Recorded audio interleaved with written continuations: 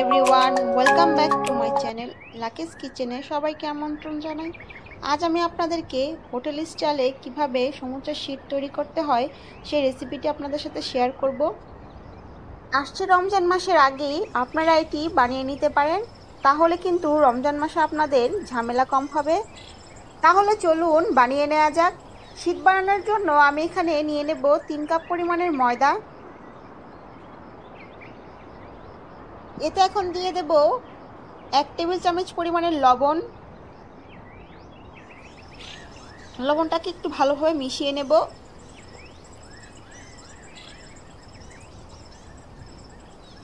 এখানে আমি নর্মাল পানি নিয়ে নিয়েছি 1 কাপ পরিমাণের।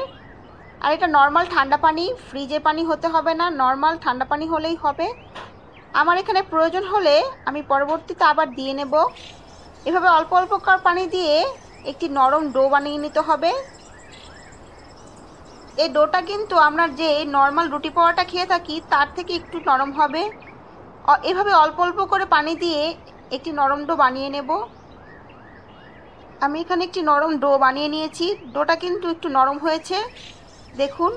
আমি হাত দিয়ে আপনাদের দেখিয়ে দিচ্ছি কতটা নরম হয়েছে।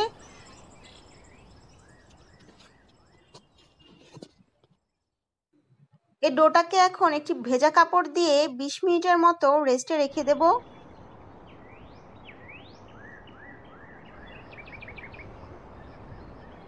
ফিরে এলাম 20 মিনিট পর। এই ডোটা কিন্তু ভেজা কাপড় দিয়ে ঢেকে রাখার ফলে আরও কিছুটা নরম হয়ে গিয়েছে। এখন এটাকে আমি একটু মথে নেব। মথে নেওয়ার পর ছোট করে লেচি কেটে নেব। আমি এই ডো থেকে ছোট করে লেচি কেটে নিচ্ছি। এরকম সাইজের লেচি কাটতে হবে, বেশি বড়ও না বেশি ছোটও না। সবগুলো লেচি আমি এখানে কেটে নিয়েছি। এখন এখান থেকে এক একটা করে লেচি নিয়ে ছোট রুটি বানিয়ে নেব। রুটিগুলো আমি এখানে বানিয়ে নিয়েছি ছোট করে। এখানে আমি 4টা রুটি নিয়ে নিয়েছি। এখন একটি রুটির উপরে তেল ব্রাশ করে নেব। আর এই প্রথম রুটিটা আমি একটু বড় করে বানিয়ে নিয়েছি। এর উপরে তেল ব্রাশ করে উপর থেকে কিছুটা ময়দা ছড়িয়ে দেব। এটি দেওয়ার ফলে খুব সহজেই এক একটা পাত্তি খুলে নেওয়া যাবে। ঠিক আরেকটা রুটি এর উপরে এখন বসিয়ে দেব। আবার এর উপরে তেল ব্রাশ করে নেব। তেলটা একটু বেশি করে ব্রাশ করতে হবে।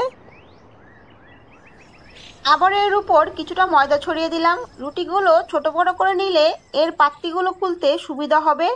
উপরের রুটিটা আমি একটু ছোট করে বানিয়ে নিয়েছি। এখন এই রুটির উপরে বেশ খানিকটা ময়দা ছড়িয়ে দিয়ে হাত দিয়ে চেপে চেপে একটু বড় করে নেব, তাহলে দেখা যাবে রুটিটা একটু গোল হবে।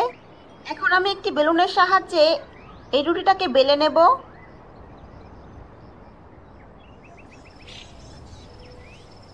বেলা হয়ে গিয়েছে। আমরা যে নর্মাল পরোটা খাই ঠিক সেরকম করেই পাতলা বেলে নিয়েছি, দেখুন। এখন এই বড় রুটিটাকে আমি একটি ফ্রাই প্যানের উপর দিয়ে দিলাম। চুলার আঁচটা এই পর্যায়ে একদম লো রাখতে হবে, নয়তোবা আবার রুটির কালার চলে আসবে। এটাকে আমি এখন উল্টিয়ে দিচ্ছি। দেখুন, চুলার আঁচটা কম থাকায় পেছন দিয়ে কিন্তু কালার আসেনি। এটি কাপড়ের সাহায্যে রুটিটার চারপাশে একটু চেপে চেপে ভালোভাবে করে নিতে হবে, নয়তোবা দেখা যাবে সাইড দিয়ে আবার কাঁচা থেকে যাবে। আমি আবার উল্টিয়ে দিলাম। আবার এই পাশটাও একটু চেপে সেঁকে নিচ্ছি। এটা কিন্তু হয়ে গিয়েছে, এখন আমি তুলে নিচ্ছি। আর দেখুন, পাত্তিগুলো খুব সুন্দরভাবেই খুলে নিচ্ছি। দেখুন, খুব সহজে খুলে গেল। আমি এখন আস্তে আস্তে করেই সবগুলো খুলে নেব। একটু আস্তে আস্তে করে খুলতে হবে, বেশি জোরাজুরি করা যাবে না, তাহলে কিন্তু ছিঁড়ে যেতে পারে। খুলে নিয়েছি। আমি এখানে সবগুলো শীট খুলে নিয়েছি, দেখুন। আমি কিন্তু এখানে সবগুলো শীটই বানিয়ে নিয়েছি।